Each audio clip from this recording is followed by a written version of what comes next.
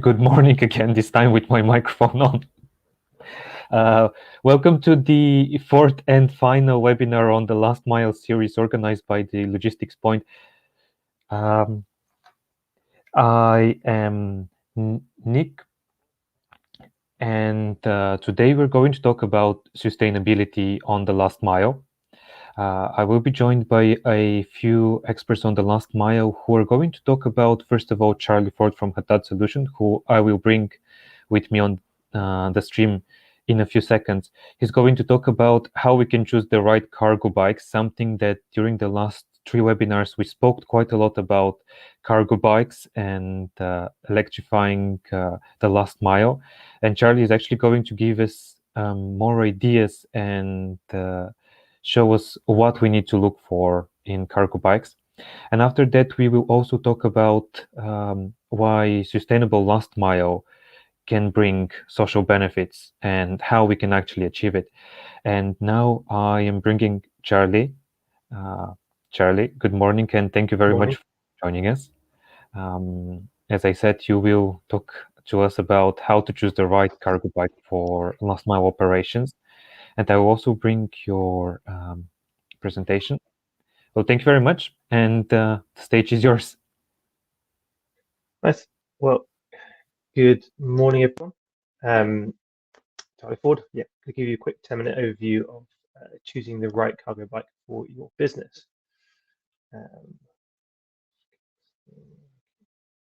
There's a picture of a couple of large cargo bikes there. So focus purely on commercial use of cargo bikes rather than personal. We've got a couple of pictures there showing Royal Mail trialing cargo bikes a couple of years ago now. Fortunately, that trial actually wasn't successful. We've got UPS, DHL as well, and some of the kind of new four-wheel cargo bikes shown there. A bit about me. So I spent the first 7 years of my career in fleet management, working for the Ministry of Defence, London Fire Brigade, so fixing fire engines, whizzing around London, and PA Consulting Group. And then I spent the last 3 years really focused on cargo bikes. So I spent a year in Amsterdam working for a food delivery company called Foodlogica. You can see some of the pictures there in the bottom left of your screen. lots of breakages to the bikes, running around Amsterdam with a tyre strapped to my back, fixing punctures and all sorts. It's quite fun. Then I spent a year at Pure Electric as a business development manager, supporting sales of cargo bikes and e-bike fleets. So pictures shown there. And then the last year I've been working, set my own business, working as an independent consultant at Hatat Solutions, helping businesses to obtain fleets of e-bikes and e-cargo bikes. So types of cargo bikes. Probably the easiest way is to simply think of the number of wheels. 2 wheels, 3 wheels, and 4 wheels, most popular kind of cargo bikes. 2 wheels can also be called kind of long john. So you have your load is in the front of the bike, supported by 2 wheels. Trikes, you either have 2 wheels behind you or 2 wheels in front of you. It just really depends on how the load is handled when you're riding the bike. And then you have 4-wheel cargo bikes. And in terms of capacity, the largest cargo bike I've actually seen currently in the market today can hold 300 kilos, which is a 4-wheel cargo bike. In terms of load volume, we've got anything from 60 litres right up to 3,000 litres or 3 meters cubed. It's kind of the largest really in the market. Obviously, we just talked about cargo bikes here. You can add extra capacity with trailers. And in terms of pricing, anything from 3,000 up to 20,000 pounds is rough kind of guide with large cargo bikes. So, what are the key factors that you need to consider when deciding to purchase a cargo bike? First of all, you need to think of the size of the load: big, small, tiny. Is it going to be are you taking large kind of cardboard box shapes? Are they regular sizes or are they irregular sizes? So that's going to define the type of container that you want in your cargo bike. Might need to be open topped, for example, if you're carrying like table legs or different odd shaped items. Is it going to be covered? Is it going to need to be a cage? So it's really important to consider the type of load and what is the most common type of load you would move in your cargo bike to decide which is the right cargo bike for you.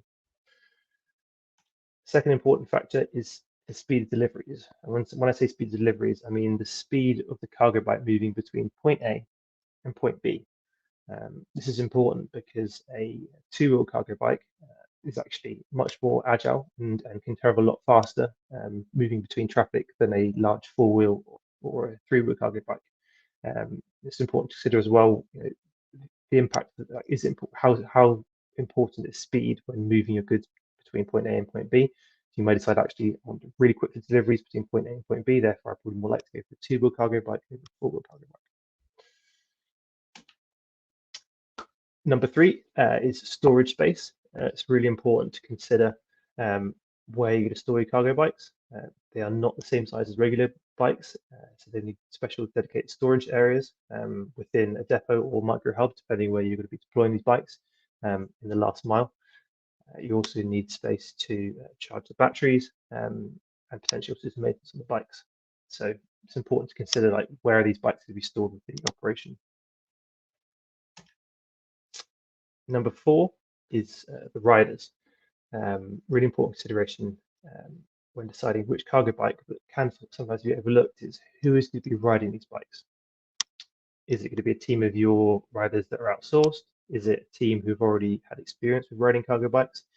And this is important because a 2-wheeled long john cargo bike, which I mentioned on the previous slide, you need someone who's a very competent cyclist to ride that because it can be quite challenging to balance the load on the front of the bike, particularly when starting and stopping, for example, at traffic lights.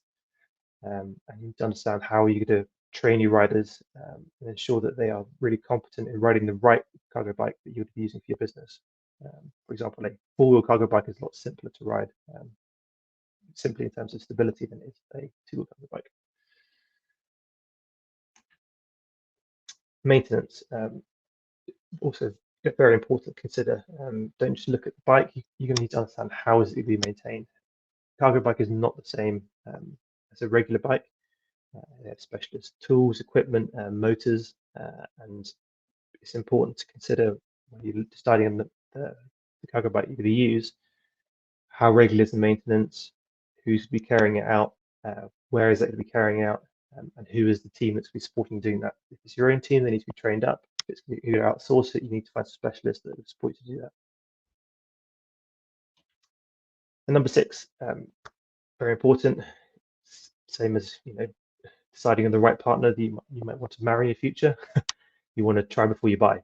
So same with cargo bikes. Speak to retailers, manufacturers, and try the cargo bikes so you can have an understanding of how they perform, how they perform in different weather conditions at the operation area that you'll work in, and so you can understand, right, this is the right cargo bike I want to use before I want to buy it. So in terms of future trends, a couple of future trends to consider when also deciding a cargo bike, because it's important, because this will impact your decision on when is the right time to buy the cargo bike and which is the right cargo bike for your business. First of all, mass adoption. Cargo bikes, as Nick said, are being discussed a lot in last mile space at the moment, and mass adoption is coming. So it's really important to think about this, considering, is it time to get cargo bike now and not leave it too late? As I'm sure some of you may be aware that there are long lead times for electric vans, electric cars. There are supply chain issues, and the cargo bike is coming. Mass adoption is coming. It's really important to be getting on board now, so that you're not going to be left out of pocket and unable to source cargo bike in a few months' time.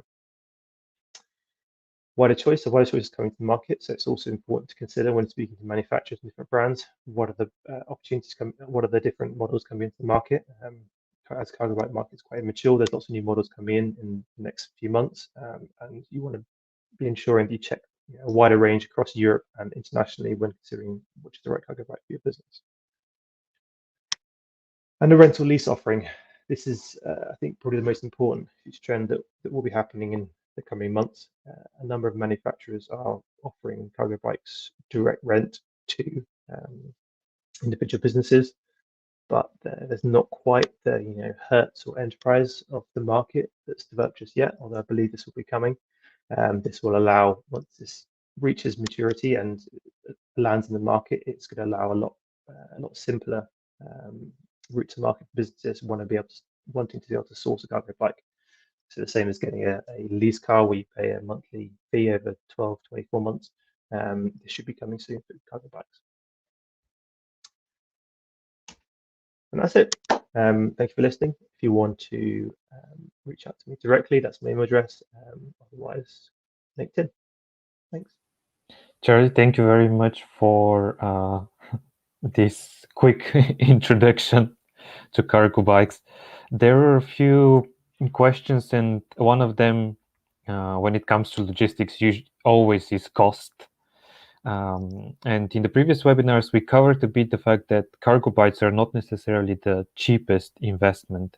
What are the initial costs? And then also you mentioned maintenance. What is the continuous cost? How does it compare to more traditional vans? Yeah, so the upfront cost of cargo bikes to purchase is quite high. For example, for a large cargo bike, about £10,000. And in terms of maintenance costs ongoing, normally you budget around 10% of that cost per month. So, for example, for a £10,000 cargo bike, you might say £1,000 over the year, so about £100 a month. You might consider for allocating towards maintenance. I think it's really important to not underestimate how much maintenance can cost, particularly you're sourcing specialist parts for these cargo bikes, and you need specialist training and equipment potentially to maintain them. So it's always better to overestimate and have a larger budget for maintenance for cargo bikes in the long run. As you saw from the previous pictures, and having worked in operation in Amsterdam, things always break. And so it's always good to have extra spare parts on hand when you need them. And the other thing is training as a topic. I think that probably a lot of people think, well, it is a bike. How hard can it be to train people? Yeah, so I think that's a common misconception, particularly because these vehicles are being used very similar to vans. But you actually don't need a driving license to ride them. So that's one of the benefits, but it's really important to ensure that the riders are properly trained. They're aware of the rules of the road, and the way that these cargo bikes move is very different to a regular bike or a car, for example. So you pedal, and then you might actually slow down pedaling to brake by using engine braking. You might have different paddle brakes on the steering controller that you might need to use. You also need to brake before you turn because they can topple over as well. So there's kind of unique considerations for each different type of cargo bike, and it's really important to ensure that when you've got a fleet of cargo bikes, you have a training program in place with your riders. And finally, the other big topic in logistics and supply chain and everywhere at the moment is shortages. And you also spoke that now is the time to buy your cargo bikes or to order them. How long is the lead time, and do you expect that there will be shortage? I think there potentially could be a shortage in the next 6 to 12 months. I think if you look at the bike industry, there's a huge spike in demand last year because of COVID. And as people are catching up, cargo bikes is probably slightly lagging behind that by maybe 6 months. But as businesses are starting to realize that cargo bikes are, they can be cheaper in terms of like full total life cost compared to a van, and you have to pay for fuel, insurance, road tax, etc. And so as people start to realize, wider uptake comes on board, demand and the lead times is going to increase because look only across into Europe, in Germany, the demand for cargo bikes is booming, and that's spreading into neighboring countries as well. Well, thank you very much. In just a second, we will be joined by George Kitchen from Do It Properly, Sebastian Potts from Urb-it, and Daniel Bianco, who is the transport manager at Brighton and Hove. This will be in just a second, and then don't go anywhere. Thank you very much.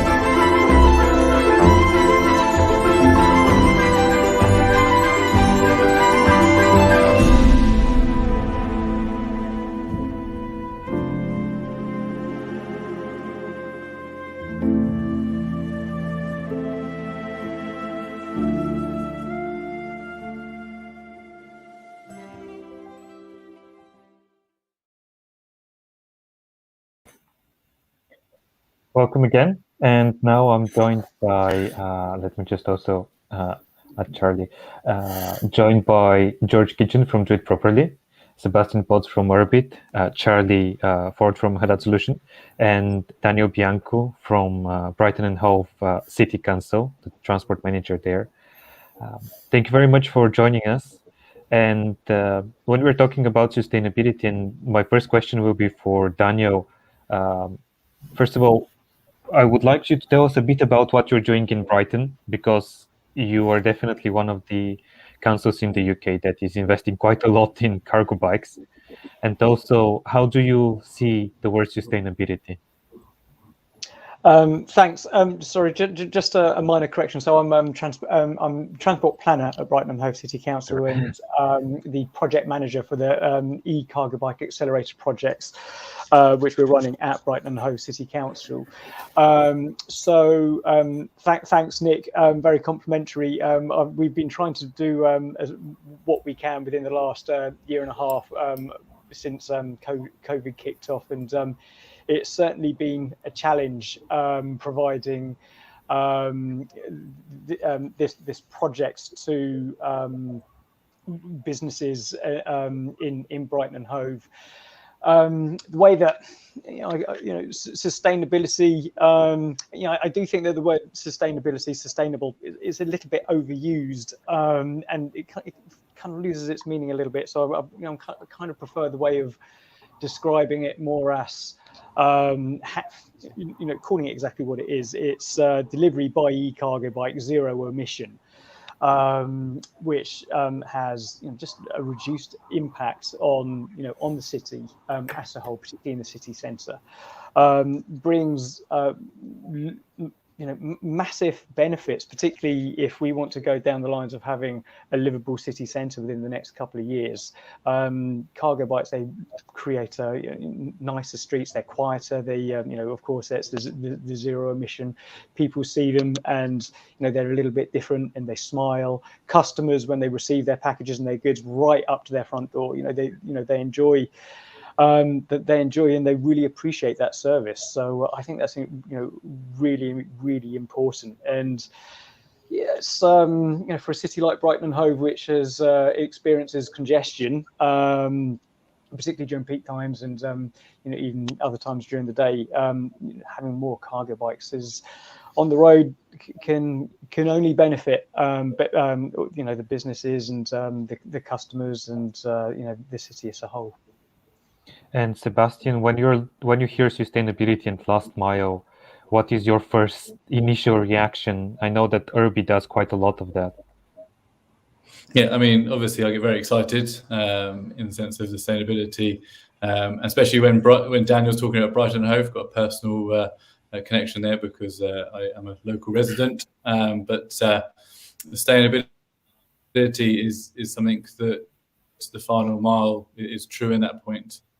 In the sense of how do we keep that going with the e-cargo bikes and the traffic. It's not just about the emissions, but like you said, it's about congestion. It's about the doorstep theatre for the customers. Like Daniel was saying, very exciting that the customers get very excited about sustainability. And the growth on that across the UK has been phenomenal. And Urb-it obviously is really another impact of that as we grow. And George, your idea of is sustainability only about cutting costs or being greener? I think we're all going to repeat ourselves in that. One of the most important things to decide is what sustainability actually means, and the others have all talked about how that's not just emissions. It's not just relating to being net zero or carbon neutral. Sustainability is having a sustainable business that works within a city or an environment that doesn't impact on that reduces its impact as much as possible on the people living there. So that can be noise, it can be the people who work in that city. So it's logistics, right? So it's always about cutting cost, but in this sense, I think from a business perspective, the cost reduction should be expected to be seen in the long term. At the moment, sustainability from our perspective is a differentiator, and it is a goal that the company that our clients are working towards. And Charlie, we talked about it, but what is, from your experience, one of the reasons why companies choose cargo bikes, for example, or a greener delivery? So for people who don't know, Do It Properly is a consultancy that looks at product lifecycle emissions for small businesses, and the last mile of delivery generally makes up 30% of product cost and about 30% of emissions. So we look at the last mile quite a lot. As I picked out earlier, the main reason our customers look at things like cargo bikes is for the experience and the efficiency of delivery. We're talking about the last mile. Generally, most problems and most inefficiencies happen in the last 100 meters. That's where most mistakes happen. That's where most extra miles are driven. So if you can reduce that, your carbon footprint goes down, and you generally make more deliveries as well. The general experience we see is that cargo bikes are better in that last 100 meters than light freight, for example. And Charlie, what is your take? Chip in Yes. on that. So anecdotally, and also just very recently, particularly with the fuel crisis that recently happened, there were still deliveries done by the likes of Amazon and other e-commerce retailers. And on the road in which I live, there was a delivery driver who he did a delivery at one of my neighbours. He then drove down the road an extra 100 meters to do another delivery. He then drove down another 100 meters and he did another delivery. And I was walking past and I'm thinking, this is crazy. It's like I turned to him and I said, we're in the middle of a fuel crisis here. Why don't you just park up and walk and do those deliveries? And he looked at me like I was crazy. And it's just like, the mind was, I found it quite astonishing. And from what I understand, Sebastian, maybe you can correct me here, but what I like about the Urb-it model is that you do use people on foot, people using public transport as well, not just e-cargo bikes and bike couriers. And as George just said, it's the last 100 meters, which can be, very difficult for couriers. Recently, there are also lots of builders on my road because there are other neighbours having works done to their houses as well. And when the building vans are all out on the road, parking is a nightmare. With buses going up and down and cars wanting to get past. So cargo bikes going right up to customers' doors, dropping off and then zipping off again. It just makes sense. We need customers, we need businesses to see that it makes sense as well. And I guess having more of them out there is going to make it more visible for people to really understand that a cargo bike replaces a van. And Charlie, I wanted to ask you also, what is the reason for people when they approach and they say, well, we are looking into a cargo bike, for example? Is it because the cost? Is it because they want to make their customers smile? I think so. The sustainability is pretty important initially, kind of from your local city level. Governments are supporting like low emission, zero emission zones. So, for example, in London, actually, a cargo bike is faster to deliver, so it's more efficient than it is to deliver by van, particularly in the last mile around the city of London. So there's that side, the efficiency, and then there's the sustainability.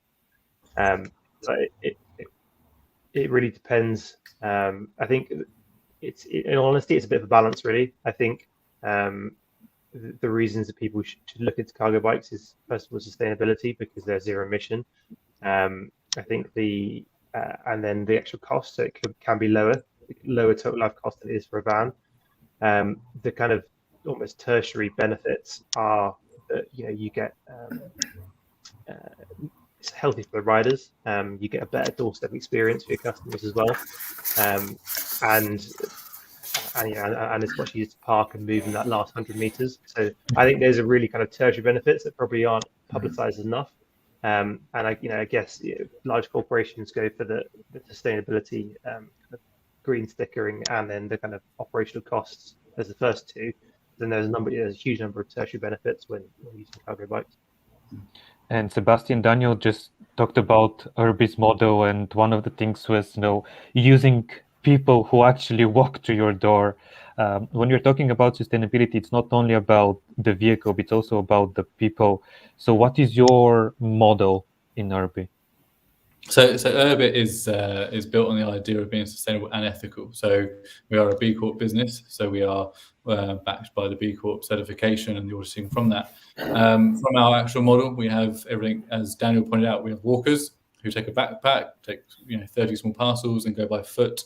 If it's a bit further, they go on public transport, so they go on a bus or on the tube in London, etc. So the whole idea, and then we build up. So as Charlie was saying, we have in his presentation, we have small cargo bikes for up to 4-wheeled larger cargo bikes to take on the different volumes of parcels that we do.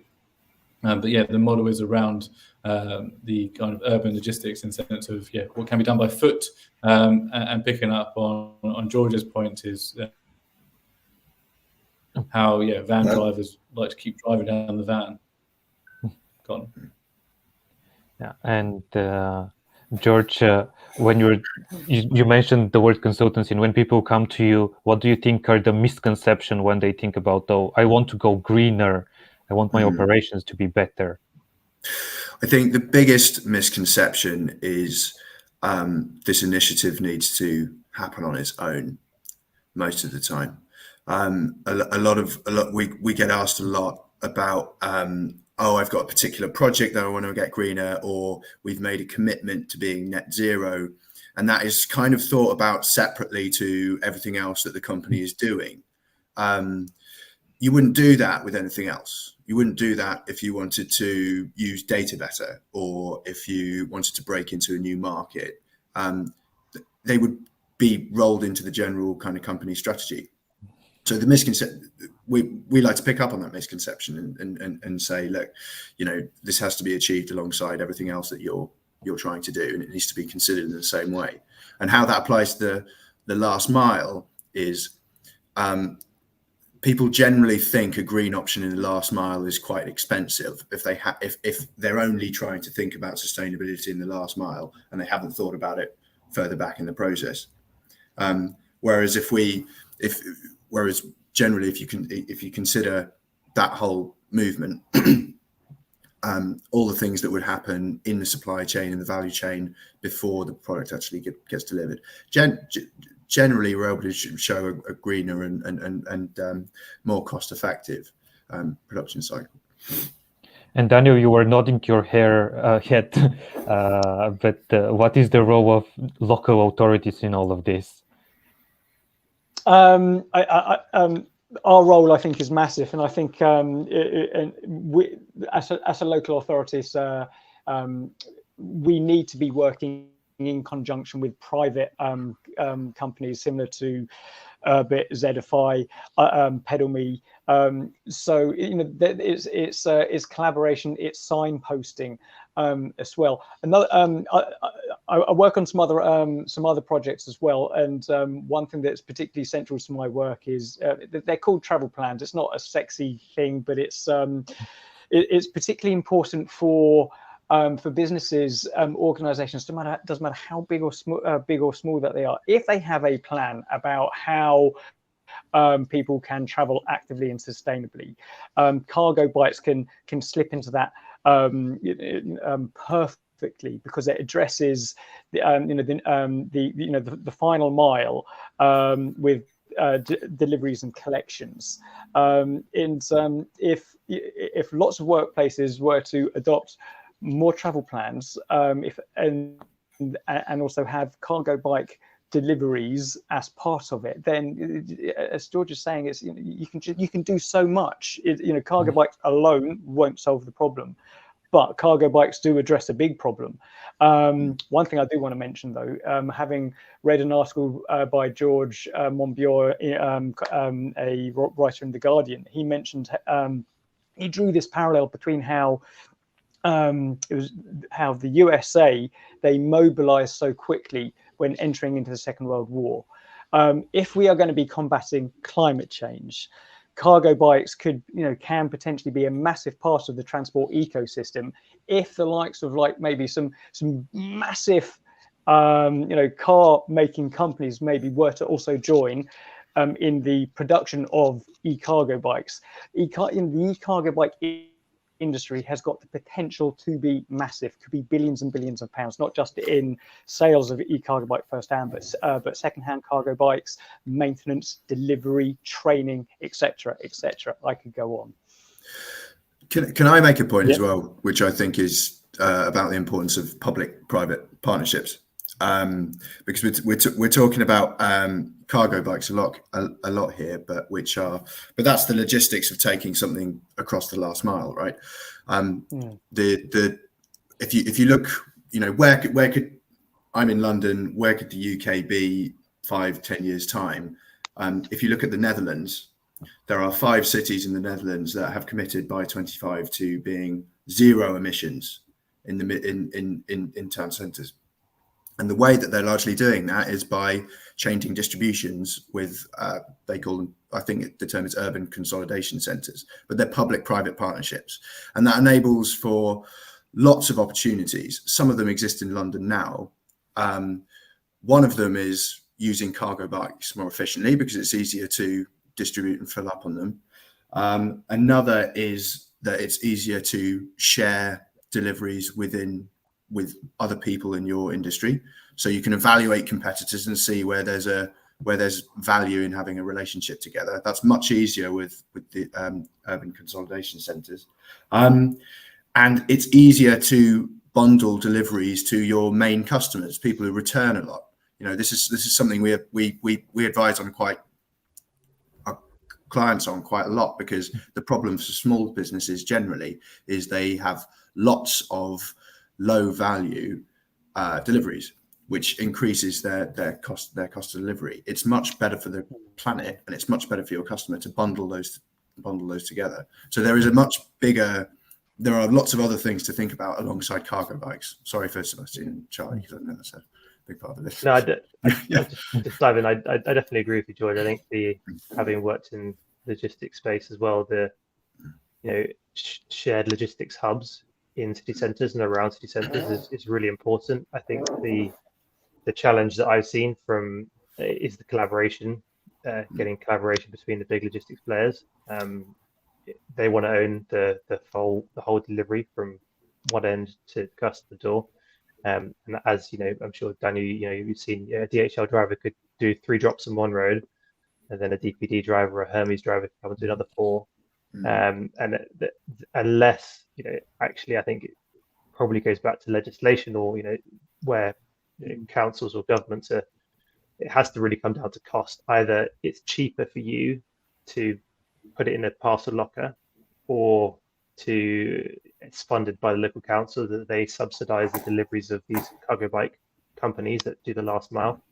But there's got to be some kind of incentive that really comes down to cost to the consumer. So either consumer pays less when they go and drop it in a locker, or they get some kind of rebate if all the deliveries are consolidated within their local area. And Sebastian, when we're talking about collaboration, how hard do you find it, and do you need to work with local authorities and other companies to actually achieve what you're trying to? I'm quite open to it, and Urb-it we are. I think the idea of collaboration, we talk to our competitors and we work alongside them. I think as the cargo bike world grows faster and faster, there has to be collaboration. There is our competitors, some are specialised in more areas than we are, and we're specialised in different areas. So overall, there's a coverage there. I believe in consolidation. I think, like I said, it's more about education, whether or not you're educating the consumer, the local councils, which again, Urb-it connected with a lot of the local councils, but also the bigger players, whether it's the big e-commerce businesses or the logistics partners. That whole idea of consolidation needs to be brought forward to make it. I agree. You see 4 or 5 different vans down one street, and I'm like, just give it to Urb-it, surely. Like we can put it all into one cargo bike and deliver it, and it'll be sustainable, ethical, and at the same point, you remove those vans. And it's not just about the emissions as we go back; it's about the inconvenience. If you're sitting at home waiting for delivery, you get 5 or 6 different deliveries in a day. One from Amazon, one from DPD, one from Hermes, etc. And going back to Daniel's point, I think on that, which is actually just if you have one delivery that comes to you every day, surely that's the more sustainable part, even just from time management, not let alone the actual emissions part. And you mentioned the word education. How can we actually educate the end consumer that they need to be more sustainable, not only when it comes to green choices, but also when they order things? Yeah, Daniel. I think I'm going to jump in before Daniel, but I know Daniel wants to say something. Sure, okay, for it. I think from my point of view, it's the basket checkout. That's the quickest probably way to teach the consumer at the moment. When they're at a checkout, they're making that choice. At the moment, they'll make a choice based on service level, and if they don't like the local driver, they may choose not to use one of the big delivery firms because of the local driver. But if you can actually educate in the basket about what it might be to use Urb-it, for example, versus one of these players, I think that's where the education starts. Obviously, Urb-it has its own marketing department that obviously tries to educate as well, but it's more about how do you educate the consumer at that point of purchase. And Daniel, sorry to hand over to you now. Yeah, thanks. I think packaging is also a big issue as well. And I don't know if many of you know, but unfortunately down here in Brighton and Hove, we've been going through a mini waste collection crisis as well. But that's hopefully coming to an end soon. And a lot of rubbish is actually being picked up now. And having seen the amount of rubbish on the streets at collection. At certain places around my neighborhood, it's just like just brought it to my mind how much waste we are generating, and it's also lies. I believe that the responsibility lies with manufacturers, with retail, with those retail companies as well. So it's like reducing the amount of waste, and also, as Sebastian, as you say, it's in the checkout basket. So if it is literally on the packaging that that this package was delivered by e-cargo bike, or this packet and this package was delivered by van, put some kind of quantifying how much CO2 was attributed to the delivery of this package versus that package, could be a way of just putting it front and central in customers' minds. There is so much that can be done around education. Just another point, just want to 2 points I want to quickly raise actually. One around shopping centres. I remember seeing an article in I think it was a Swedish city or large town, how a shopping centre had a hub for e-cargo bikes where they were doing distributions from that shopping centre.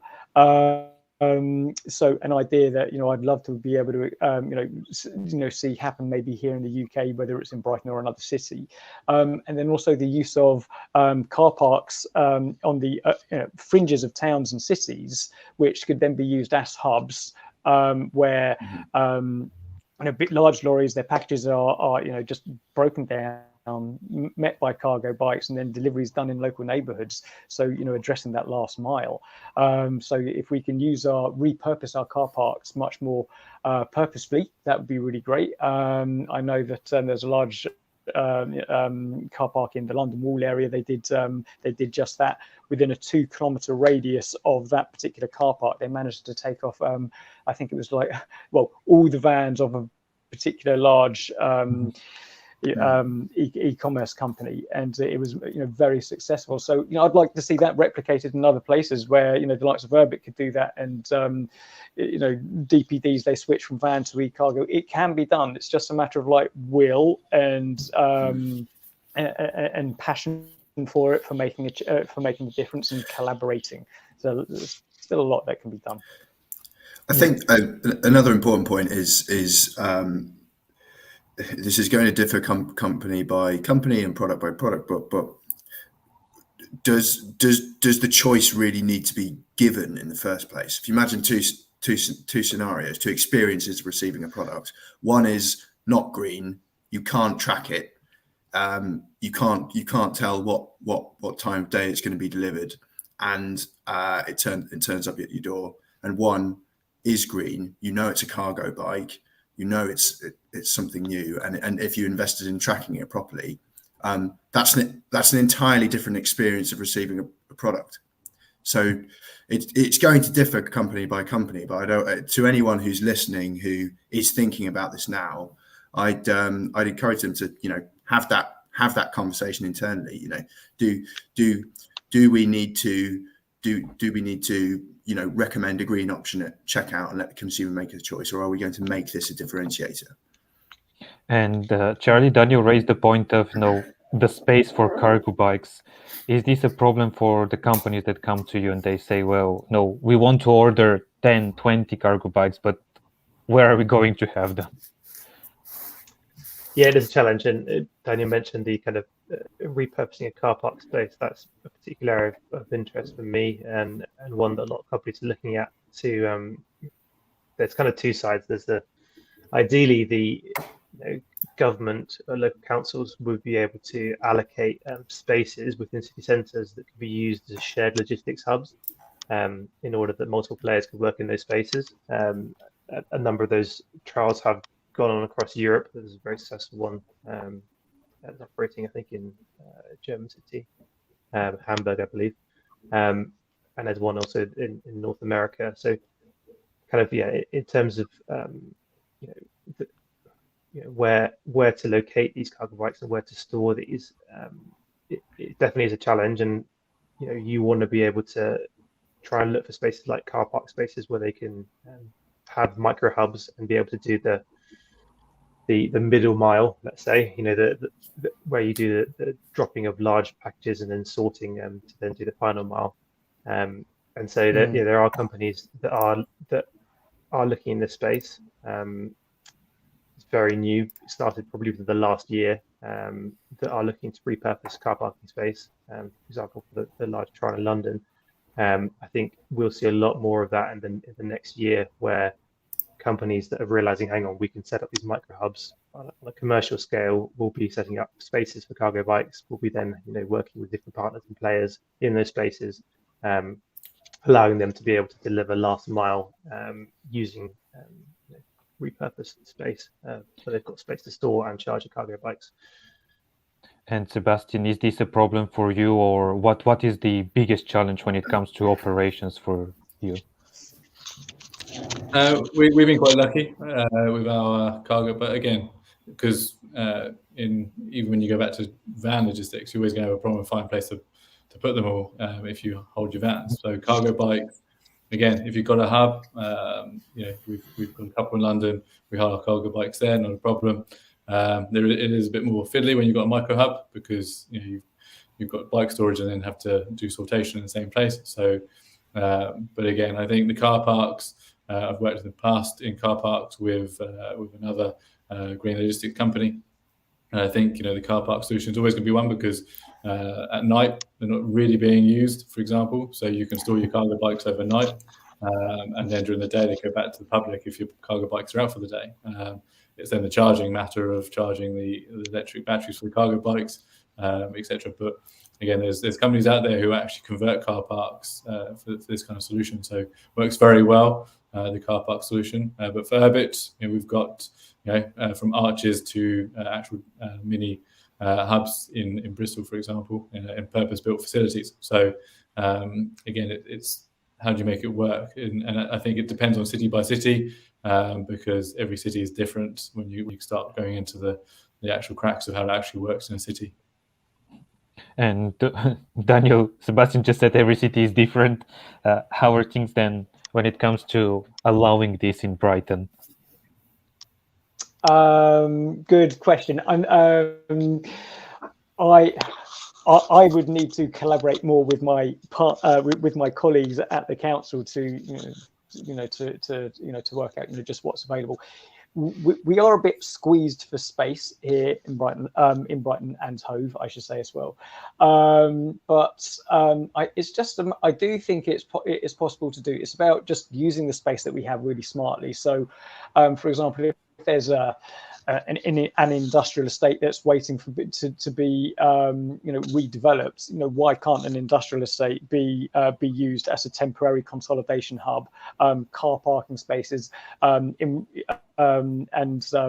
car parks in in, maybe even in residential areas, whether it's a small co-op car park or a Tesco's car park, or in the evenings they could be used as micro hubs. And also, just thinking off the top of my head, maybe if there are private residents out there who are thinking, well, maybe if I were to get my own cargo bike, could I then be a delivery, do deliveries for said company? And so that's then, if they, depending on how much storage a private resident might have, store it in their garage, could be so there's a lot of space out there that could be repurposed and reused smartly, cleverly, in multi-story car parks as well. I believe that you could take out half a floor of a car park, and a quarter, a quarter of that could be over to cargo bikes, and a quarter for cycle parking.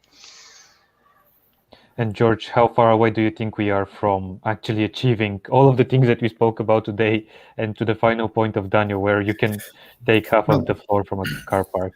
Not that far. I think the change in distribution is going to be a bit of a game changer. I think a good point to finish on is the example that's happening in China at the moment. China emits more carbon emissions than any other, or I think has just passed anyway, than any other country. But they're also more aware of the climate emergency than most countries. If you look at research, Alibaba, who are the huge e-commerce company for anyone who doesn't know, have 30,000 distribution centers across China, where they don't just deliver on the last mile, but they are used as fulfillment centers for people to come and pick up their packages as well. So they're used as stores for people to come and order and save money by going and picking up packages, which I think is an interesting, given everything we've talked about, is an interesting alternative. I don't think we're far. It's going to require a lot of collaboration between business and government to change the infrastructure for the better. And Charlie, how far away do you think? The infrastructure, but also changing the mindset as well to how deliveries can be done. Yeah. And Charlie, how about you? How far away do you think we are from achieving everything on sustainability? Well, everything sustainability is quite a big ask. I think in terms of we're talking particularly the UK, last mile distribution hubs, consolidation, reuse of car parks, and more efficient use of space probably will be widely used across multiple cities in the UK within 2 years.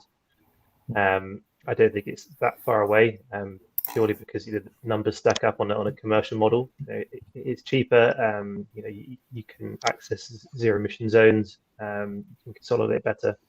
I think it's not too far. I think the movement of government needs to go quickly, particularly on the building of infrastructure to support wider uptake of cycling infrastructures. Cargo bikes. I think that's going to help. If we make 15-minute cities, we have pedestrianised zones and stuff. Everyone cycles, walks more. People can walk, carrying their Urb-it parcel between deliveries. People can walk to their local pickup locker and collect them themselves. They can get a cargo bike delivered to them. I think that's probably that change will be more 5 to 10 years away. I think because the infrastructure just takes a long time to implement. But hopefully, I think cargo bikes, the last mile hubs will be a bit ubiquitous in 2 years' time. And Sebastian, adding to the question of when do you think we can achieve this, but what is the problem with infrastructure at the moment for you? Do you think there is a problem with infrastructure? Just to pick up, I think on everyone else's point, I think it's just working the governments to actually get that infrastructure in. I think there is good infrastructure. I think it's just how do you build that infrastructure more and more to have the cargo bikes and consolidated solutions. So I think it's there. It's just how do you progress it to the next level. I think it's something that obviously Urb-it is investing into as well to push to the next level in the urban logistics. I think, and interesting for his panel to understand more and more from all of us to we're all trying to come to that sustainable solution, and how do we work as collaborative we can across all from private business to government and to solutions. And Daniel, one last to wrap up. If you want people to know something about sustainable deliveries in cities, what would it be? Sorry, Nick, say again, please. My line just cut there. If you want people to know something about sustainable delivery in cities, as finally, what would it be? The one thing. Just to have more cargo bikes out on the street, so they're much more visible. I think it's like a critical mass kind of thing. So the more and more cargo bikes that there are out there, then it's just going to put more pressure on the system, on planning, on our planning partners, colleagues, and on local government, nationally as well, to do more to accommodate for e-cargo bike deliveries. The government came out with really cracking, more to the point is DFT, LCN 120, all about implementing and building high quality cycle infrastructure, which would also accommodate for e-cargo bikes. So if we follow that, and we can put in all the put in infrastructure, high quality needed infrastructure in the right places, then it means that the transportation of goods by cargo bike can be much quicker across town. And George, how about you? What is the thing that you would prefer people to know about, whether your clients or the end consumer, about sustainability? I would say reporting is everything. You don't know how much you're improving or where to even start from without capturing data and using it in an effective way. So we regularly advise start reporting on whatever your company goals are around sustainability as soon as possible, and do that at least twice a year. Because you do it with cost and you do it with sales. So why not do it with sustainability as well? And Charlie, how about you? What is the thing that you think people should know? Well, I think cargo bikes are fun. having ridden quite a few and crashed them and fallen over in them, they are quite fun. People shouldn't be scared of them. I think also, I know we're all talking here about the commercial aspects of it, but there is a huge application of cargo bikes for personal use. For example, I want to go and pick up something from my shopping from the supermarket. I could get in the car and drive 10 minutes there, or I could hop on my cargo bike and be there in 15 minutes. And so I think, cargo bikes are great fun. People shouldn't be scared of them. If they see one on the street, they should stop it. They should ask questions. They should look into them.